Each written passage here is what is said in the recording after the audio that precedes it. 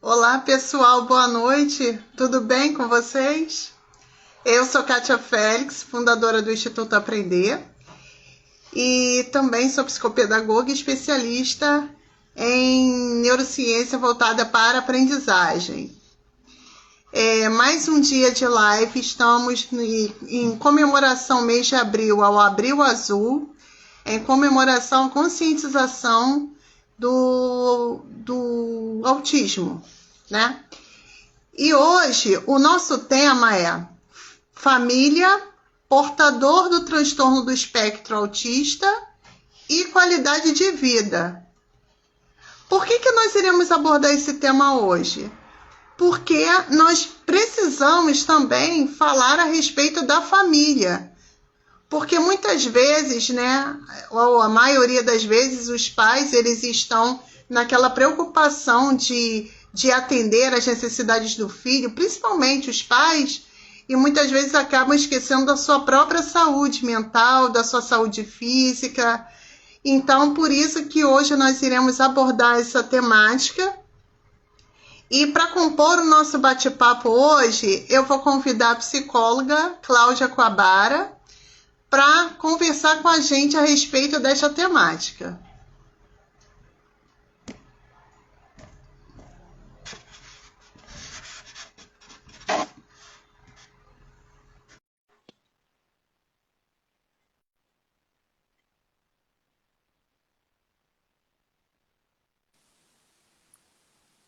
Oi, Oi, Kátia. Cláudia!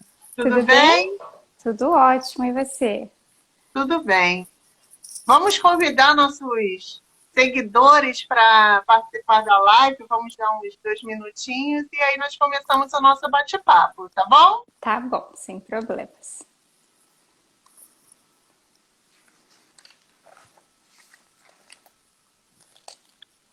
Vocês que estão chegando na live, boa noite. Daqui a 2 minutinhos nós iremos começar o nosso bate-papo com a psicóloga Cláudia Coabara.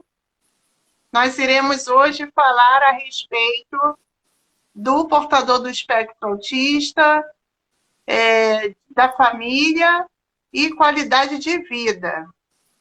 A importância de ter saúde mental. Boa noite. Ó, a Flávia é minha irmã. A, Oi, Shir... Flávia, boa noite. a Shirley também. A Shirley é uma grande amiga, né, Shirley? A Shirley é fisioterapeuta. Ai, que bacana. Obrigada por estarem aqui prestigiando a nossa live. Vamos só dar mais um minutinho e aí nós começamos a falar. Enquanto isso, as pessoas vão chegando. Uhum.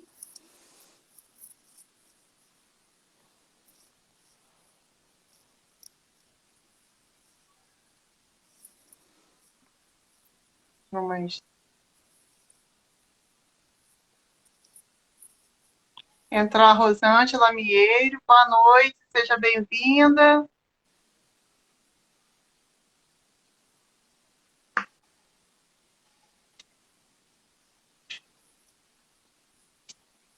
Vamos começar, Cláudia. E aí as pessoas vão chegando e quem não puder assistir agora ao vivo, assiste depois que vai ficar disponível.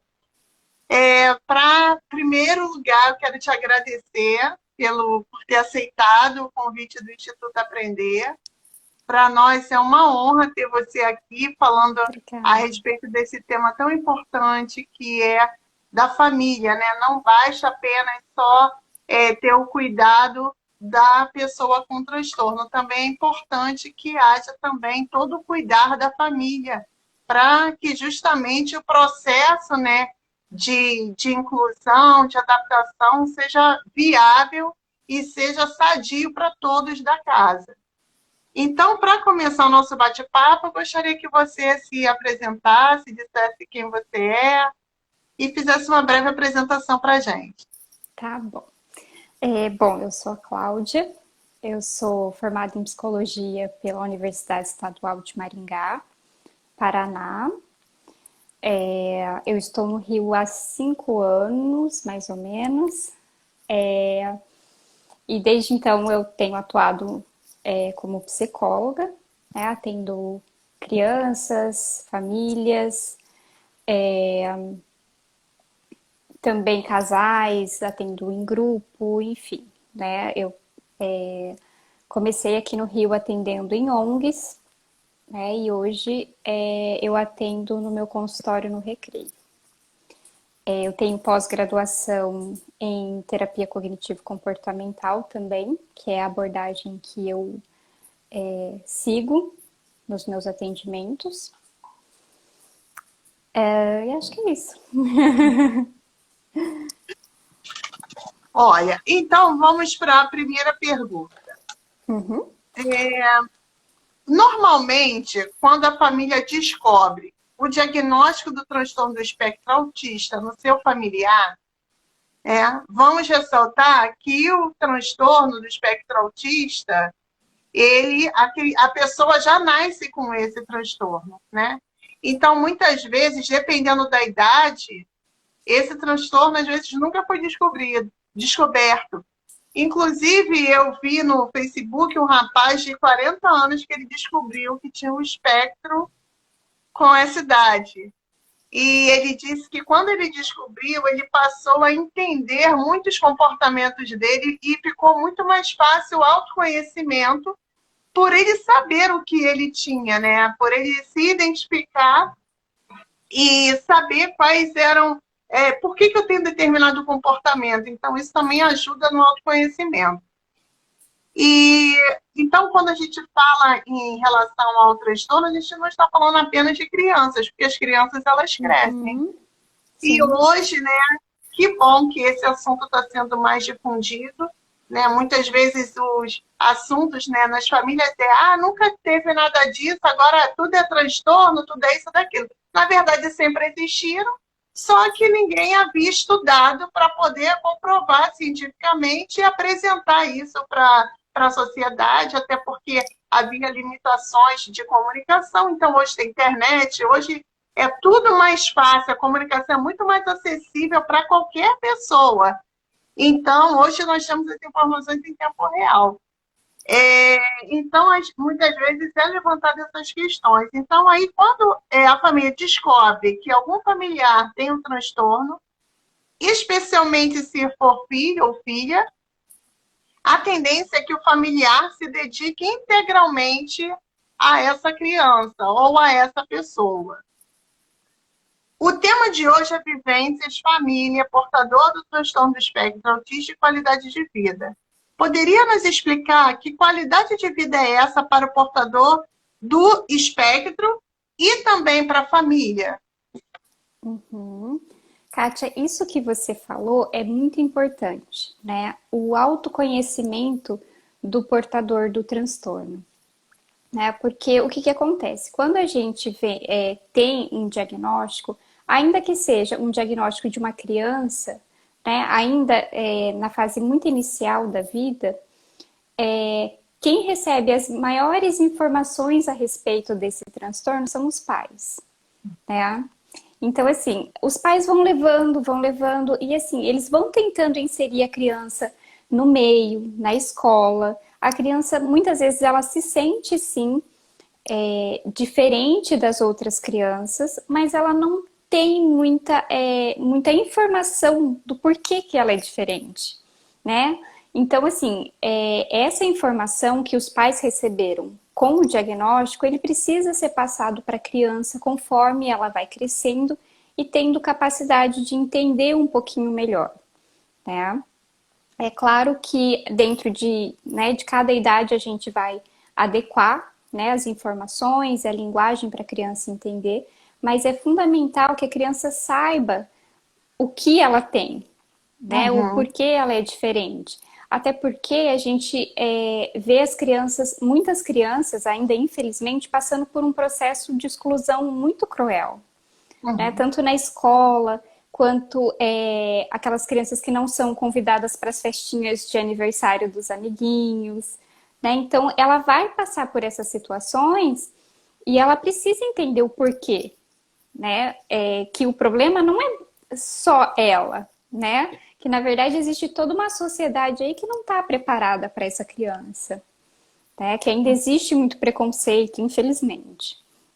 né? Então é bem importante, sim, esse autoconhecimento e esse esclarecimento, né? Não só para quem recebe o diagnóstico tardio, né? Porque muitas vezes, também, quando a pessoa recebe um diagnóstico tardio, a própria pessoa tem preconceito, né? Então, assim, a própria pessoa tem dificuldade em aceitar aquele diagnóstico, né? Porque na sociedade, falou em transtorno, seja lá qual for, é um tabu enorme, né? O transtorno, ele tá ligado ao doente mental, à pessoa louca, né? Todo aquele estigma que a gente tem na sociedade e que é muito equivocado, né? Não é porque a pessoa tem um transtorno que ela não seja uma pessoa capaz, né? Porque as pessoas são muito capazes, independente desse transtorno, né? Porque é aquilo, ela é um portador de um transtorno, ela não é o transtorno,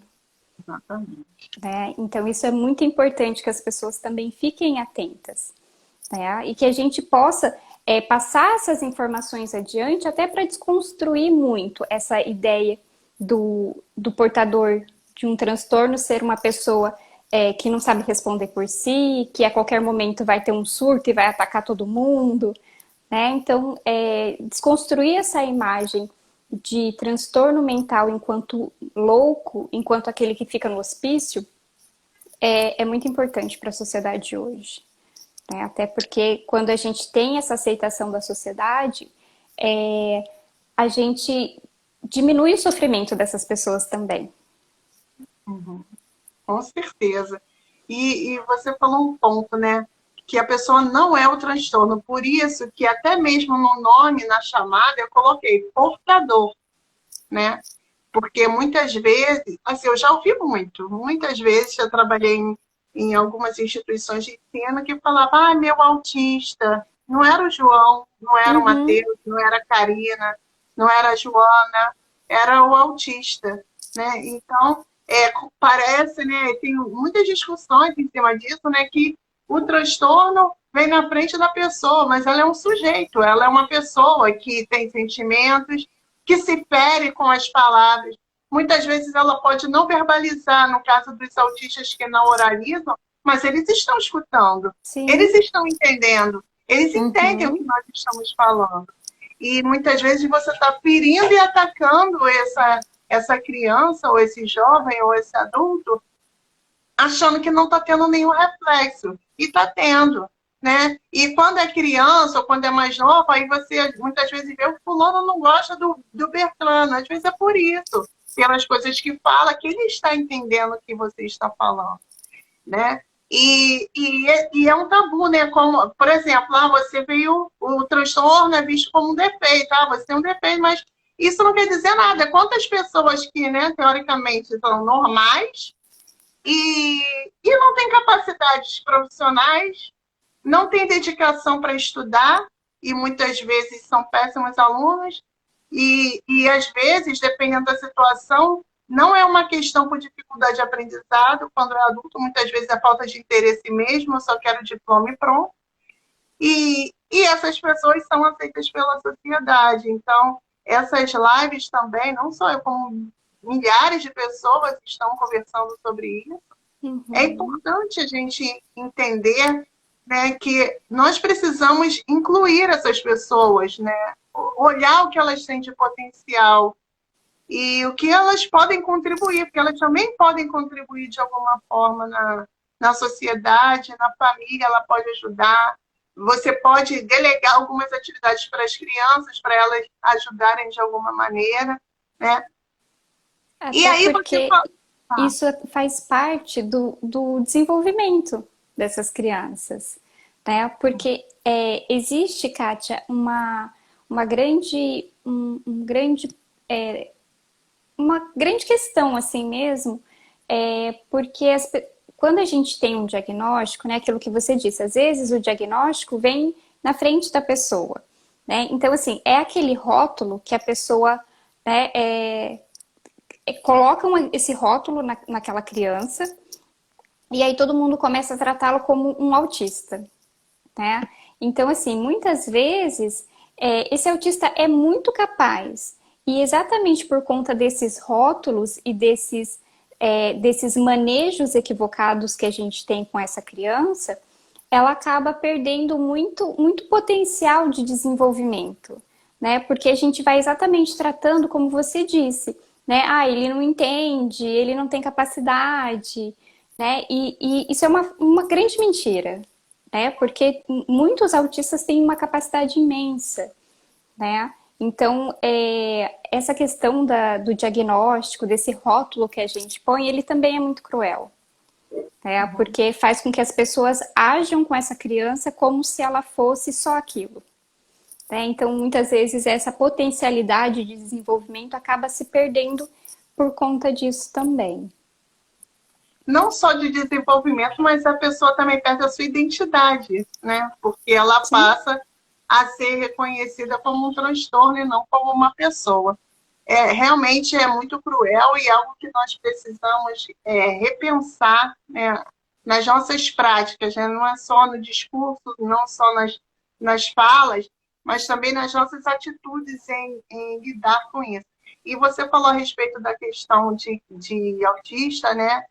Eu sou psicopedagoga, eu atendo uma criança que ela tem altas habilidades, ainda não, ela pelo menos aparenta ter altas habilidades que não tem um diagnóstico, mas é uma criança que tem 5 anos, mas que lê tudo, escreve, não escreve tudo, assim, tem ainda a questão do desenvolvimento psicomotor. Mas é uma criança que fala inglês fluentemente e português, então é uma criança atípica também. Sim. Então, nem todos. Tem algumas crianças que têm comorbidades, isso é uma comorbidade, né? Ele consegue ter um desempenho superior das crianças da idade dele. E tem comorbidades que já são outros tipos de comorbidades, que são dislexia, descalculia, às vezes déficit intelectual. Então, às vezes, comorbidade você ter um transtorno mais alguma coisa, você ter Sim. às vezes, por exemplo, uma doença também. A pessoa tem diabetes e tem como comorbidade também pressão alta. Então, são coisas que, às vezes, a criança ela tem essas comorbidades. Então, os autistas, eles não são iguais, não tem como tratar igual, Uhum. porque não são iguais. As pessoas, elas são diferentes, completamente diferentes. Então, às vezes, o que vai funcionar para um, não funciona para o outro. E em Uhum. relação, Cláudia, à família, né? Então, nós falamos a respeito da criança, que você colocou muito bem, que a criança também precisa saber o que ela tem, que isso faz diferença, até mesmo para ela se entender já desde cedo, né? E a família lidar com isso. Você tem alguma situação que você possa relatar? Porque também é difícil para a família. Um dos pontos que eu queria abordar hoje era isso. E Uhum. não é fácil, né? Os pais falaram, não é romântico, é Uhum. difícil. Sim. Então, como incluir também esses pais, não só na causa, mas também de dar um aconchego também, né? Porque muitas vezes acaba sendo uma luta solitária para alguns, que muitas vezes eles têm Sim. que fazer o papel de uma ou mais pessoas, e aí se torna tudo mais difícil também. Uhum. Kátia, em relação, né, assim, eu acho que, se não me engano, foi o pai do Davi, né, que disse essa frase, assim, que eu acho que ele resumiu muito bem o que muitos pais sentem, o que muitos pais pensam, né, que não é romântico receber um diagnóstico, né, o seu filho tem um transtorno, né? Seja lá qual for o transtorno, não é romântico, não é legal, né? A gente não sai de lá comemorando, né? Então, isso é um grande baque, né? Porque o que que acontece? Quando a gente tá, né? Vou falar um pouquinho das mães. Quando a mulher tá grávida, né? O casal, né? É porque acontece bastante com as mães, mas com os pais também. A mulher tá grávida, o casal tá grávido, e aí então a gente começa a idealizar aquele filho, né? Ainda na barriga a gente idealiza aquele filho, né? Ai, como que será que vai ser? Como que ele vai, é, os amiguinhos, né? Tudo isso a gente vai idealizando. Depois me lembra que eu quero falar de um filme, uma dica de Tá, filme, tá? tá. E aí, então, né, quando você recebe esse diagnóstico, começa ali uma luta diária, né? Que é o pai e a mãe, eles precisam aceitar, eles precisam fazer o luto. Primeiro, eles precisam fazer o luto daquela criança idealizada, né? Daquela criança, porque eles sabem que vai enfrentar preconceito, vai enfrentar dificuldades, eles sabem da luta que eles vão ter que travar diariamente com aquela criança, né? Para conseguir inserir essa criança nas escolas, na sociedade, né? Sem que ela sofra tanto.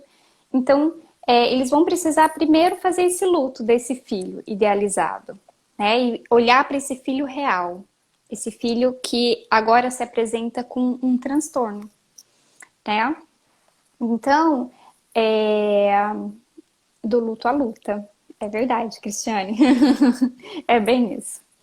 Então, né, a gente é muito longe de ser romântico, né? E os pais, eles precisam aprender também a lidar com isso, né? Porque a gente não vai, quando a gente se prepara para ser mãe, para ser pai, a gente não se prepara, né? A gente imagina, a gente sabe que pode sim acontecer, porque o que é diferente quando a gente consegue um diagnóstico ainda na barriga, né? Algumas alterações cromossômicas, alterações físicas mesmo, né? Fisiológicas que a gente consegue detectar num exame de imagem, mas o autismo ele não é um, um transtorno que a gente consiga perceber na gestação, né? Então vem aquele baque, né?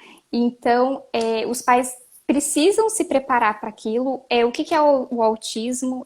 Né? Os pais não, a gente não fica a gente se prepara para um filho, mas não se prepara para transtornos, né? É mais ou menos isso. Então, a gente vai ter que aprender do zero o que é aquilo, o que significa ter um filho autista, o que significa ser pai de uma criança autista, né? Porque é aquilo que os pais falaram, né? De ter que buscar terapia, ter que buscar N tratamentos, né? Para aquela criança minimamente se desenvolver bem. Né? Então, eles também precisam desse acolhimento, né? Porque o chão se abre, né? Uhum. Porque é muita informação, é muita coisa quando a gente recebe um diagnóstico, né? Seja lá qual for o transtorno, né? Inclusive, o meu trabalho de conclusão de curso da pós foi falando sobre o cuidado com a saúde mental dos cuidadores de portadores de transtorno mental, né? Então, assim, o que a gente percebe muito nos cuidadores é a sobrecarga, né? Porque muitas vezes, como o próprio pai do Davi disse, ele tirou um ano, né, para ficar com o Davi, para cuidar, né, para estar com ele, para acompanhar nas terapias. Então, assim, isso é muito comum, né? Os pais, as mães que deixam o trabalho para cuidar integralmente daquela criança. E aí, o que acontece? A gente vai perdendo, né, essa nossa identidade. Porque a nossa identidade também é formada pelo nosso trabalho, pelos nossos estudos, né? O ser humano, ele é múltiplo, né? Então, a gente é Uhum. formado por vários pedacinhos. E a gente vai perdendo, né? Quando a gente passa a se dedicar exclusivamente a um filho portador do espectro, a gente vai perdendo essa identidade, né? E aí vem a questão financeira muda, porque se um tem que sair do trabalho, né, a condição financeira da família vai mudar também, né? E aí, de repente, já não vai ter o acesso a todos os serviços de saúde que precisava, né? Vai ter que escolher aquele que é mais prioridade no momento, né? Então, assim, para os pais também é muito difícil, porque ter que ficar lidando com isso, equilibrando esses pratinhos o tempo todo, não é simples, né? Então, e lembrar que eles também estão em choque, né? Porque não é uma notícia tão simples assim de se receber. Né? Então, o cuidado dos pais, é claro que, né, no início, as famílias tentam reorganizar a rotina, né? E aos pouquinhos as pessoas vão se adequando, né? Mas, de qualquer maneira, eles também precisam desse acolhimento, né? Eles também precisam desse cuidado emocional, né? Porque olha o turbilhão de emoções que vem aí junto com essa notícia, né? Então a gente também precisa cuidar da saúde emocional desses pais. Um espaço de escuta em que eles possam colocar para fora as angústias, né? Porque muitas vezes os pais têm medo de falar das angústias em relação à sobrecarga de estar cuidando desse filho, desse parente, e serem julgados, né? Então, eles precisam sim desse espaço de poder falar e não se sentirem julgados, de não serem julgados, né? Inclusive, o que é muito importante para esses pais grupos de apoio com outros pais de autistas, né? A gente está falando do autismo hoje. Porque, até para que eles não se sintam sozinhos, né? Porque aquilo é uma luta solitária, mas tem muita gente passando por isso também. Né? Então, de repente, uma troca de informação com outro pai que está passando pela mesma situação, ou que já passou por aquela situação, né? Pode ser que não funcione com você, mas o simples fato de você sentir que alguém entende o que você está falando já é muito acolhedor, né? Já não é mais solitário. Então, acredito que, assim, é muito importante, sim, a gente cuidar dos pais, né? Até porque também, Kátia, vem muita coisa. Vem o sentimento de culpa, né? Onde foi que eu errei? Por que o meu filho, né? Por que comigo? Né? O pai do Davi falou muita coisa nesse sentido, né?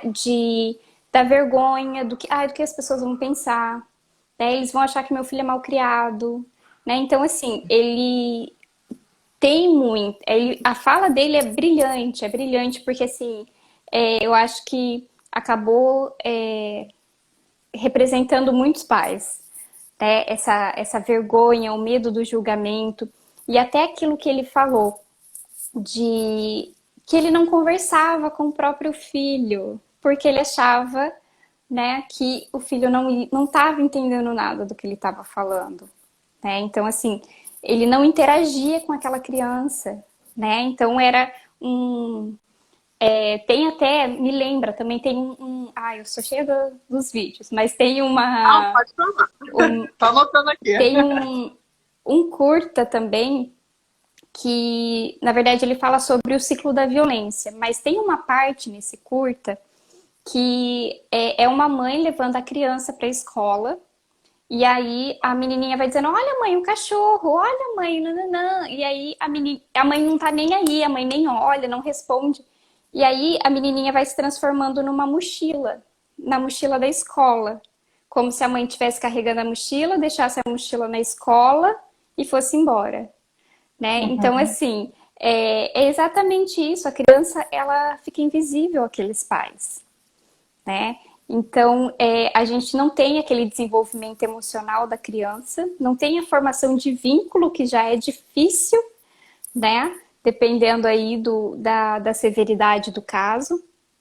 Então, a vinculação é difícil, e ainda com um pai que só te leva para o médico, te busca, te leva para outro médico, né? Então, qual que é o papel desse pai, afinal? Né? Aí entra a história claro, da mochila, né? Que você contou, né? Exatamente. E até me lembro de um menininho que eu atendi também, que ele estava, assim, na fase inicial ali, né, da descoberta do autismo, os pais estavam, né? E ele também não oralizava. Quando eu comecei a atendê-lo, eu não entendia nada do que ele falava, porque ele estava com a fono, mas ele ainda estava, assim, muito no comecinho. E Ele tinha, igual o pai do Davi disse, da banca de jornal, né? E Uhum. esse meu paciente, ele tinha o pipoqueiro na saída da escola. Então, assim, todos os dias a mãe tinha que comprar pipoca. E às vezes ela não tinha, eles eram muito humildes. E às vezes a mãe não tinha nem dinheiro para comprar, mas aí ele fazia o show dele na saída da escola. E aí, exatamente porque ela tinha vergonha, porque ela ficava, ai, o que os outros pais vão pensar de mim, ela comprava pipoca para deixar ele quietinho, sabe?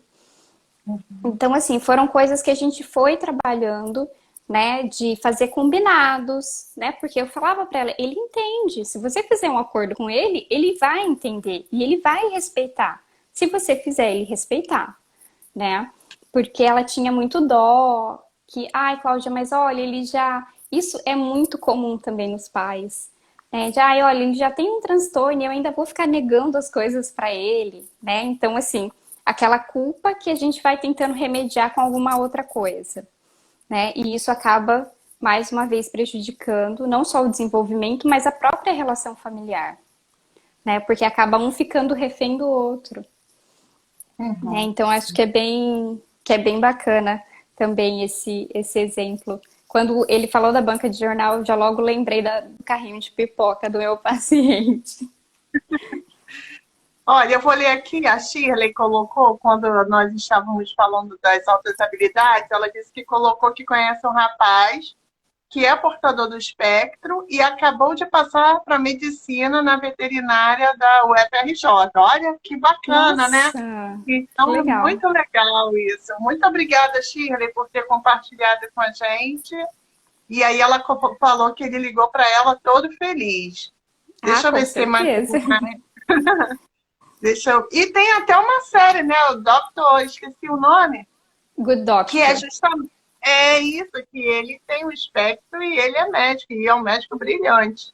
Deixa eu ver Sim, se tem mais sim. alguma pergunta aqui. Ah, tem da Flávia Coabara, que é sua irmã. Ela está perguntando qual o risco desse luto do filho idealizado. Os pais não acreditarem no potencial desse filho. Então, ela fez duas perguntas, né?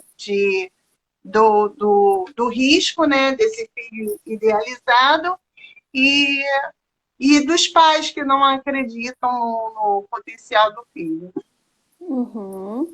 É, essa questão do luto, né, é uma fase bem complicada para os pais, né, porque passa pela aceitação, né, de você olhar para aquele filho e aceitá-lo como uma criança diferente, mas totalmente capaz, né? E aí o que que acontece? Muitas vezes os pais, eles entram em negação, né, que é uma das fases do luto. Eles entram em negação e eles ficam presos nessa negação de que o filho tenha esse transtorno, né? E nessa negação, né, que pode aí se prolongar por muito tempo, né? Eles vão negando de fato o transtorno. E aí, então, eles passam a não aceitar essa criança, né? Essas especificidades dessa criança, né? Essas necessidades dessa criança. Tanto que, assim, eu conheço uma moça que os pais negaram, né?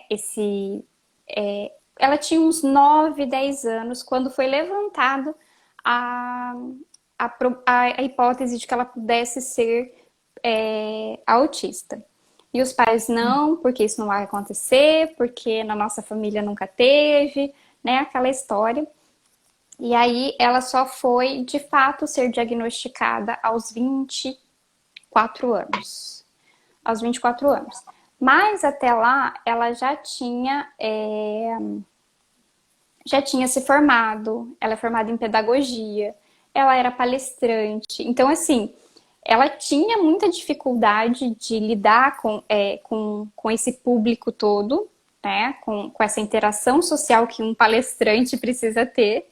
né? Mas ela foi encontrando o jeitinho dela, né? Então ela dizia para as pessoas que assim, ela dava palestra falando exatamente do espectro, né, do autismo e de como ela, sendo uma portadora, chegou onde ela tinha chegado até aquele momento, né? Então ela começava as palestras explicando isso e ela pedia que as pessoas não fizessem perguntas para ela durante e nem depois da palestra.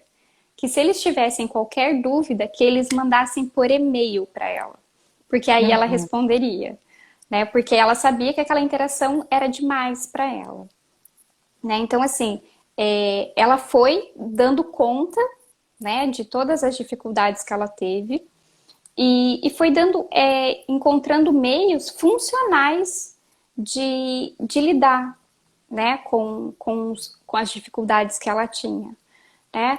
Mas muitas vezes as pessoas não vão encontrar, né? Aquilo que você diz, cada pessoa é uma pessoa, né? Então, às vezes, a pessoa não vai encontrar essa maneira funcional de lidar com as dificuldades né, e reconhecer também, né, as suas próprias dificuldades. Porque às vezes nem a gente mesmo reconhece, né? É verdade. Então, agora eu gostaria assim, de falar um pouquinho sobre saúde mental, né? Que você explicasse sobre a importância da saúde mental para o portador do espectro, mas também para a família.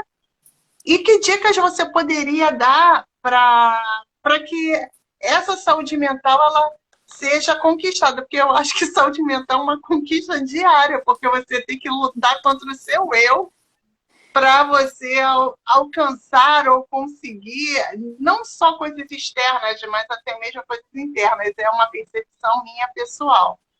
Então, o que Uhum. você poderia falar a respeito dessa saúde mental para esses pais, né? Para esse portador do espectro, porque pode ser que algum portador já adulto esteja assistindo, né? Então, gostaria que você falasse um pouquinho sobre a saúde mental. Uhum. Kátia, a saúde mental, agora o que você disse, né, sobre como você entende, né, que você disse que é uma luta diária contra o próprio eu, né? Na verdade, eu acredito que a saúde mental é uma luta a favor do nosso próprio eu, Faz sentido. né? É a favor, né? E não contra. Então, o que que acontece? Todos nós, né, Kátia, temos. A gente está propenso a desenvolver transtornos mentais, né? Muitas vezes a gente já tem esses indícios já na infância, muitas vezes a gente vai desenvolver isso, né, de uma maneira mais clara na adolescência ou na idade adulta, né? O fato é que todos nós temos, ninguém está livre de, né? Então, quando a gente fala em uma família que temos um portador de autismo ou de qualquer transtorno mental, né? Essa família, ela tem uma vulnerabilidade maior, né, aos transtornos mentais. Porque a pessoa está vivendo um momento de estresse o tempo todo, né? Os momentos de estresse, eles são mais frequentes. A, o próprio cuidado emocional, né? Muitas vezes é precário. Então a pessoa acaba vindo aí a desenvolver né? Outra pessoa da família pode vir a adoecer com isso também, né? E aí aqui eu falo sobre ansiedade, depressão, pânico, né? Tem pessoas que desenvolvem alergias de pele, né? Imunidade baixa, infecção recorrente por imunidade baixa, né? Porque a gente está vulnerável. Então, assim, não são só transtornos mentais, mas também físicos, né? Porque tá ali ligado com o nosso emocional. né? Então, acredito que só por esse comecinho aqui já dá para a gente entender o tamanho da importância da saúde mental, né? Como é Uhum. importante a gente cuidar disso. Então, assim, e a saúde mental, ela não quer dizer que a gente a presença ou a ausência de doença, né? A saúde mental, ela tá ligada ao bem-estar como um todo, né? O bem-estar social, o bem-estar financeiro, né? O bem-estar familiar, né? Uma pessoa que tenha minimamente condições de sobreviver, né? Então, porque assim, para e pensa uma pessoa que tem uma dívida, né? E ela precisa pagar essa dívida e ela fica muito preocupada o tempo todo, né? A gente sabe que tem casos de pessoas que chegaram ao suicídio, né? Por conta de alguma mudança na vida financeira, né? Por ter perdido o emprego. Então, tudo isso faz parte da nossa saúde mental, do nosso bem-estar, né? Então, se a gente tem ali uma preocupação que a gente vai arrastando e aquilo vai corroendo a gente aos pouquinhos, né? A gente precisa cuidar, né? Porque às vezes a gente tem a sensação de que, mas isso é tão pequeno, né? Nem tem motivo, né? Mas para pensar mesmo. Se não tem motivo, por que tá te incomodando tanto? Né? Então, acho que é bem importante, assim, a gente cuidar, assim, da nossa saúde mental, né? E não Kátia, falando assim para as pessoas, vão fazer terapia, né? Não é isso.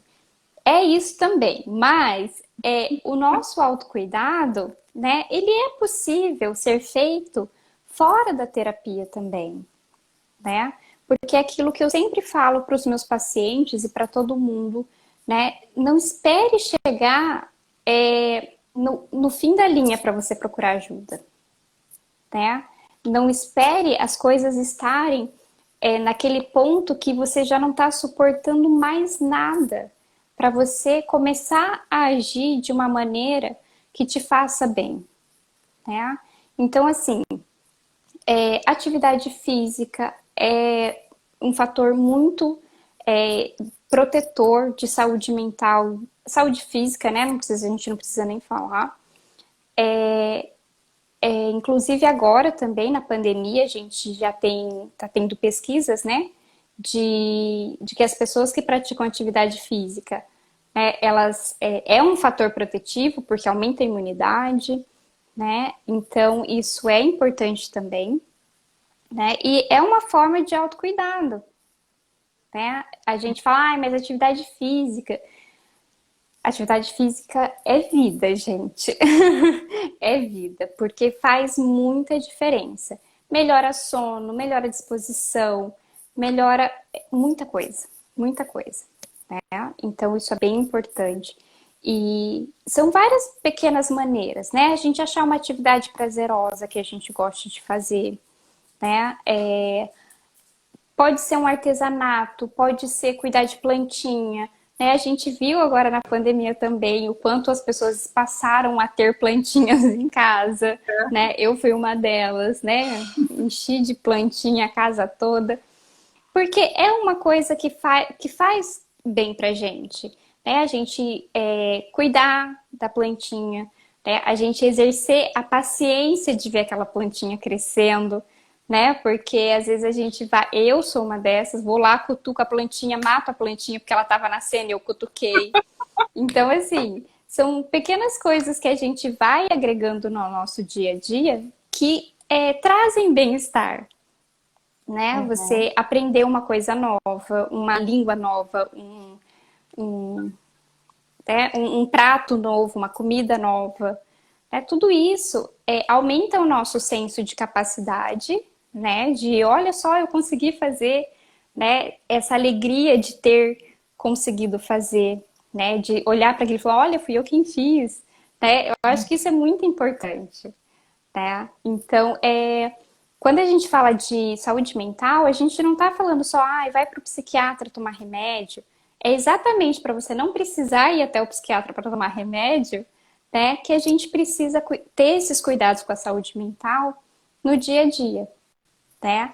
De Uhum. entender, por exemplo, tá ficando muito irritada, né? Porque tem pessoas que dizem assim, Cláudia, eu fico irritado o dia inteiro, né? Eu fico bravo o dia inteiro e assim, por que você fica brava? Não sei.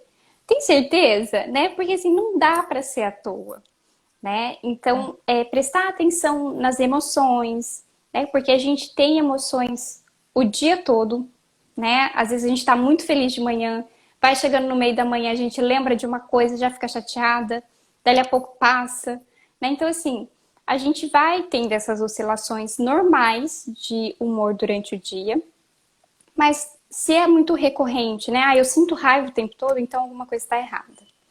Né? Então, Uhum. prestar atenção nos pensamentos, né? O que está te fazendo ficar brava? Às vezes está lembrando daquele ex o dia inteiro e não sabe por que está com raiva, né? Mas alguma coisa tem. Então, a gente precisa ficar atento, né? Nos nossos pensamentos, nos nossos sentimentos, né? No que a gente está, no nosso comportamento também, né? Porque muitas vezes a gente está com essa raiva e a gente desconta nas pessoas em volta, que não tem nada a ver com a gente, né? Com o nosso problema, enfim, né? Então, ser mais consciente de si mesmo é importantíssimo, né? E a gente, é claro que, desculpa, Está normal, estamos em casa. Os cachorros latem. então assim, né? Até perdi o que eu ia falar.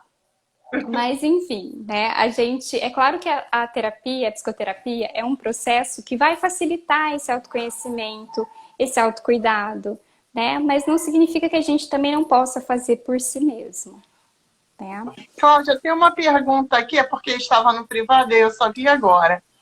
A Tá. professora Fátima Leque, ela perguntou como encontrar o diagnóstico correto em relação ao autismo. Uhum. É. O diagnóstico do autismo, ele não é tão simples, né, Kátia? Porque, assim, a gente não tem um exame de imagem que vai detectar, né? Ele é puramente um diagnóstico clínico, né? Que é baseado nas informações que a família tem, que o portador tem, né? E que a gente vai tentando aí, né? A gente tem um manual, né? De doenças, né? Que faz parte, né? Do, do mundo dos psiquiatras, principalmente, dos neuros, né, de quem lida com a saúde mental, que tem ali, né, a gente tem algumas diretrizes a seguir para a gente dizer se aquela criança ou aquele adulto, adolescente tem ou não o espectro, né, mas muitas vezes não vai ser assim, preto no branco, né, Uhum. porque como a Kátia disse, né? A gente tem comorbidades, né? A gente tem outros transtornos ali que também estão atuando. E muitas vezes um comportamento de um transtorno, ele é muito parecido com o de outro transtorno. Então eles acabam se sobrepondo, né? E às vezes a gente acha que é uma coisa e aí mais para frente a gente vê que não é, que é outra coisa, né? Porque como ele é baseado no diagnóstico clínico, né, baseado nas informações do dia a dia, do que os pais vêm observando na criança, de atraso de fala, atraso motor, né, a gente vai investigar cada uma dessas informações para a gente chegar num diagnóstico, né? Então, nem sempre é um diagnóstico rápido, fácil e que vai ser fechado na primeira consulta, né? Nem sempre, às vezes a gente vai precisar de muitos profissionais, vai ter que passar por muitos profissionais até a gente conseguir chegar num diagnóstico de fato. A Shirley colocou aqui, existem vários graus do espectro?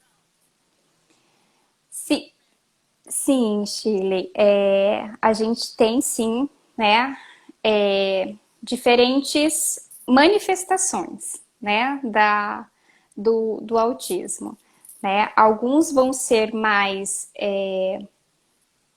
comprometidos, outros vão ser menos, né? Mas assim, não é porque, né, a gente esteja falando de um autismo mais severo que ele também não vai ter um desenvolvimento saudável e satisfatório, né? Aquilo que a gente frisou bastante durante a live, que é que cada pessoa tem o seu jeitinho de ser, tem as suas potencialidades, né? E a gente precisa proporcionar, né, cada vez mais um ambiente que favoreça esse desenvolvimento. A Patrícia também, ela colocou aqui, peraí, que às vezes... Em qual tempo que geralmente demoram a encontrar o diagnóstico?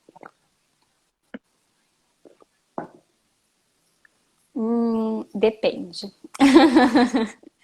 Depende, porque assim, depende se a gente está falando de uma criança muito pequenininha, né? Porque o ideal é que a gente tenha o diagnóstico o quanto antes, né? Porque o quanto antes a gente consegue intervir, a gente consegue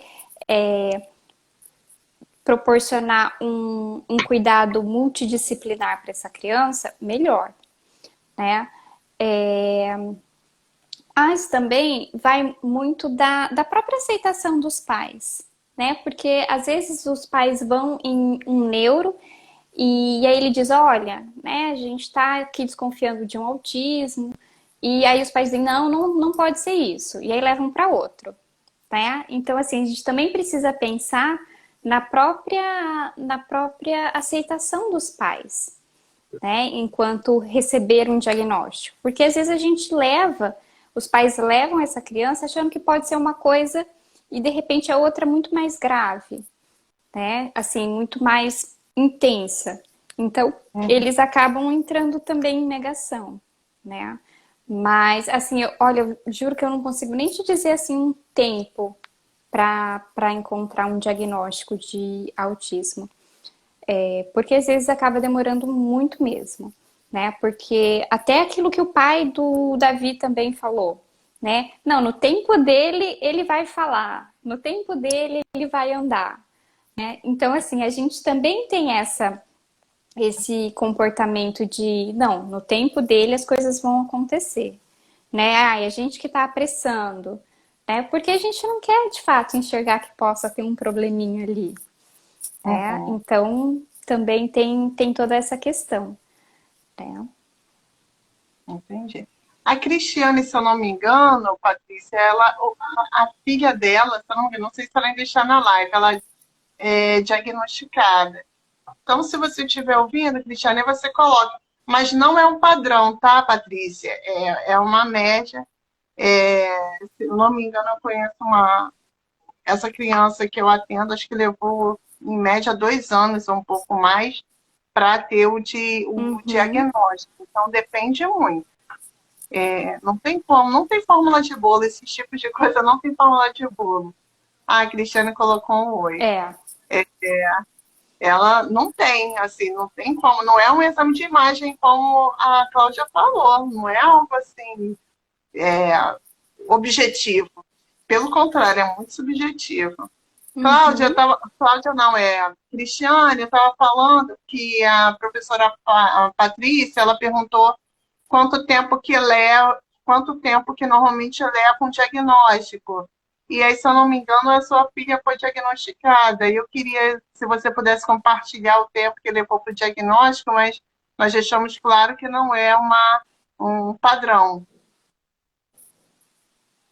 Enquanto isso, Cláudia, deixa as dicas aí do filme. Inclusive, quando eu for postar a live, eu vou colocar lá no post já as dicas de filme que você falou, que você viu. E o nome do curta também, que eu achei bem interessante, da criança, muitas vezes, realmente, leva para terapia, leva para lá, leva para cá, parece que a criança é uma mochila. Eu achei interessantíssimo, vou assistir com certeza uhum. que eu gostei. É... Ah, ela Sim, colocou aqui. Ah, é é, menino. Meu filho foi diagnosticado em média de uma. E eu não... Espera. Vai, fala os nomes do filme enquanto isso, por favor. tá. Vou falar pra você que me deu um branco. Ah, esqueci. É, desse- Esqueci, menina. Nossa, a hora que você falou, o filme sumiu da minha mente. Ah, eu vou mandar pra você depois, posso? Tá bom, pode. Ah, eu passando vergonha aqui. Não tem problema. É, a nossa mente Mas falha é. também. Aham. Mas assim, ó, o que eu queria deixar, né, é o que. Por que que eu falei desse filme, né?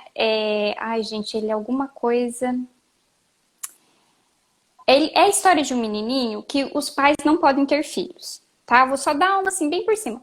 E aí eles começam a falar, colocar numa caixinha tudo que eles gostariam de ter num filho. Ah, eu queria que ele Uhum. soubesse jogar futebol, queria que ele tivesse muitos amigos, queria que ele fosse assim, que ele fosse assado. Eles colocam tudo dentro de uma caixinha e eles enterram no jardim, que é o desejo de um filho que eles querem ter. E a partir disso, nossa, queria muito lembrar o nome do filme. Vem para eles uma criança, né? Eles adotam uma criança, assim. O filme vai mostrar com mais clareza. Eu tô, assim, jogando bem por cima. Que é completamente o contrário daquilo tudo que eles pediram, dos desejos da caixinha, né? Que aí a gente estava falando do luto do filho ideal, né? De como que a gente vai precisar lidar com esse filho real, né? Que muitas vezes é muito diferente daquele filho que a gente idealizou, né? Uhum. Então, o nome tá quase vindo, gente. Mas, nossa, que coisa, deu um branco muito grande. Mas, de qualquer maneira, eu, para quem for assistir esse filme, eu gostaria que vocês olhassem, né, para essa história como é claro que assim, o filme é muito divertido, ele não tem nada de triste, né? Mentira, ele tem uma partezinha triste assim, mas eu não vou contar. Mas assim, no Senão você decorrer vai dar, da senão vai dar um spoiler vou aí dar um não vale. spoiler, daí não vale. Mas É como Estrelas mas na Terra, a Cristiane colocou aqui. não, não, esse da Como Estrelas na Terra é do de um menininho com dislexia, né? Eu já assisti também, Isso, ele é maravilhoso. eu Ele é também, já assisti. maravilhoso. Mas eu vou mandar para você o nome do filme, tá?